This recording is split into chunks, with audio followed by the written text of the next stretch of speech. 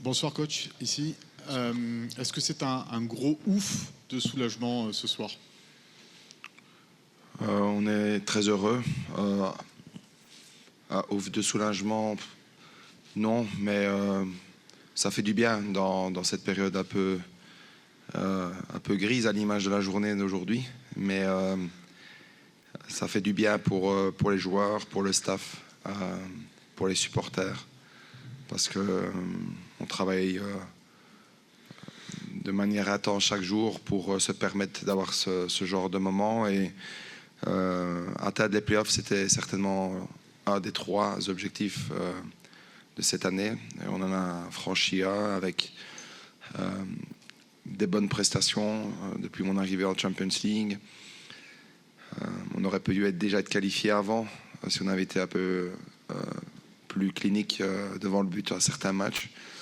Mais voilà, on a eu 4 clean sheets et aujourd'hui on s'est battu comme avec toutes les armes qu'on avait, avec notre trip et avec un grand cœur. Et voilà, je pense que la qualification, elle est méritée. Coach, bonsoir. Vous parliez peut-être d'un point de bascule dans cette saison avec cette rencontre-là. Sur quoi vous pouvez vous appuyer désormais après ce nul face à la Juve? Je pense que c'est un combiné du match du Havre. J'avais dit qu'après le Havre, qu'il y avait des fondamentaux qui étaient présents, c'est-à-dire l'état d'esprit, le jusqu'au boutisme collectif pour garder le 0. C'est pas par hasard qu'on le fait 2 fois d'affilée contre la Juventus, qui a une armada offensive sur le terrain, mais aussi sur le banc, assez impressionnante. Et on l'a fait parce que tout simplement on a remis les fondamentaux aujourd'hui, avec, comme je le dis, toutes nos armes, avec des jeunes joueurs qui sont rentrés à la fin, et voilà, avec un grand cœur. Et ça, c'est des fondamentaux qu'on va devoir encore garder pour le prochain match et pour ainsi de suite pour le suite de la saison.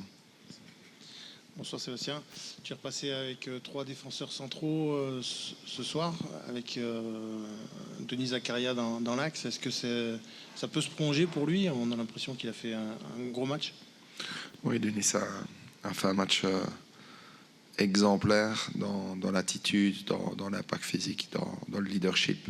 Certainement son meilleur match de la saison. Avec Jordan et Thilo, ils ont vraiment été les gardiens de l'équipe avec Philippe. Par conséquent, je trouve que Vandy a fait un très bon match aussi. Donc en fait, ce schéma-là que je prône et que j'aime beaucoup amène beaucoup de choses positives pour chaque individu. Voilà. Je suis convaincu que cette équipe peut jouer à très haut niveau dans ce schéma. On s'est adapté, on a fait des très bons matchs aussi. Donc voilà, j'espère qu'on aura un peu de continuité, le retour de blessures. Et je suis convaincu qu'on peut être hybride sur beaucoup d'aspects. Et aujourd'hui, on a montré ici balle au pied, même si on n'a pas été assez percutant dans la surface, mais qu'on aurait pu aussi créer certaines situations difficiles, dangereuses, en étant un peu plus subtil dans le dernier geste. Mais au ballon aussi, je trouve que la Juventus n'a pas su répondre à la possession qu'on avait. Donc tactiquement, je trouve que c'était un bon match de l'équipe en général.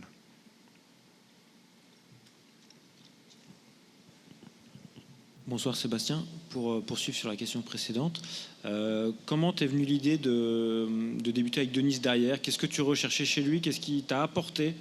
Voilà, pourquoi cette idée? Écoutez, j'essaie toujours de trouver les meilleures solutions par rapport aux forces en présence. On n'a plus de défenseurs centraux. Donc voilà, comment compenser? Et pour moi, vu la vitesse que la Juventus avait, il fallait solidifier tout en étant quand même ambitieux dans le match. Et c'est ce que j'avais dit hier à la conférence de presse, qu'on jouerait intelligemment, mais de manière audacieuse, et on l'a fait. Donc voilà. Comme je le dis, c'est pas une idée qui tombe comme ça, c'est un système que je connais bien, que j'apprécie. Qu'à un moment on a douté à juste titre parce qu'on avait beaucoup d'absences qui ont modulé ce système et des cartes rouges dans certains matchs qui ont peut-être donné une mauvaise influence par rapport à l'appréciation de ce système. On est passé à 4 avec Taki dans un losange qui était aussi très, très appréciable. Et voilà, et là maintenant on se réadapte et on verra pour Rennes et pour les prochains matchs. Il n'est pas possible qu'on vienne à 4. Ça dépendra de nos forces vives, de la récupération et de l'adversaire. D'autres questions? RMC. Coach, est-ce que vous êtes au courant des potentiels adversaires en barrage? Et si ce n'est pas le cas, ce sera soit Paris, soit Newcastle. Est-ce que vous avez une préférence pour la suite de l'aventure? J'ai aucune préférence. Voilà. Newcastle, je les ai rencontrés avec l'Union Saint-Gilloise en début de campagne. Paris, on les a rencontrés cette année. Je pense que ça sera un derby français. Et on verra. En tout cas, on a atteint un objectif. Et si on peut essayer de rêver un peu plus loin, on le fera. Et ça dépendra encore une fois de l'instant T, de qui sera présent, de qui sera disponible et de la spirale qu'on aura à partir de ce match qui arrivera rapidement. Mais on a Rennes, on a Strasbourg, on a un derby qui arrive. Donc voilà, on a encore beaucoup de matchs importants pour arriver dans ce contexte de Champions League avec un mindset avec beaucoup de confiance ou pas. Bonsoir coach, ici. Après ce match, est-ce que le plus dur et surtout comment on fait pour faire rebasculer ces joueurs sur ce qui arrive, ce qui est peut-être un petit peu moins flashy mais hyper important au vu de votre situation en Ligue 1? J'aurais dit de profiter ce soir, qui se vide l'esprit en étant bien sûr professionnel, parce que il y a beaucoup de pression et d'énergie pas toujours positive autour de l'équipe. Et les garçons font vraiment le maximum. Et on a souvent dit que j'étais trop positif, mais en fin de compte, dans cette situation-ci, la seule manière de tourner à un moment vers un virage positif, c'est en étant quotidiennement pas hyper positif, mais toujours aller dans le bon sens, que la meilleure chose qui peut arriver. Je dois être dur avec mes joueurs, mais je dois les motiver et les soutenir. Premièrement, parce qu'ils donnent au maximum tout ce qu'il faut faire à l'entraînement, mais aussi il n'y a pas de pression sportive en termes de concurrence, parce qu'on a beaucoup d'absents. Donc, moi, je dois me servir de l'entraînement pour leur faire passer un palier et après remettre un cycle de concurrence sportive. Et on va y arriver à un moment. Mais qui profite ce soir intelligemment.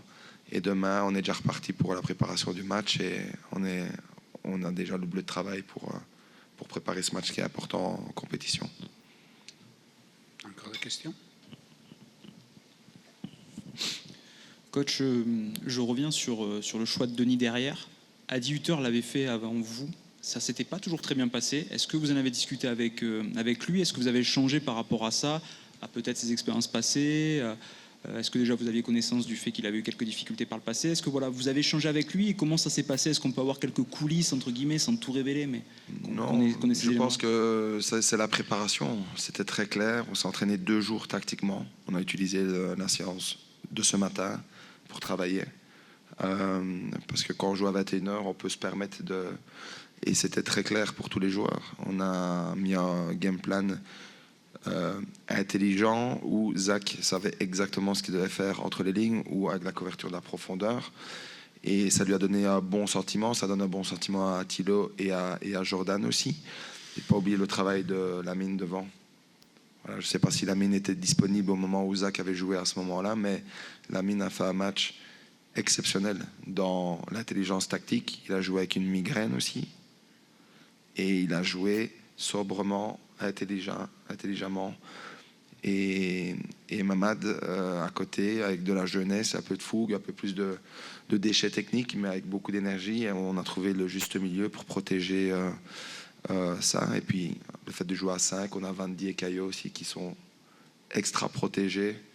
Donc voilà, c'est un travail d'équipe aussi pour protéger Zach et les 3 centraux. Donc, mais c'était clair et en tout cas pour moi, Zach aujourd'hui a fait son meilleur match de la saison. Ok, merci. Bonne soirée.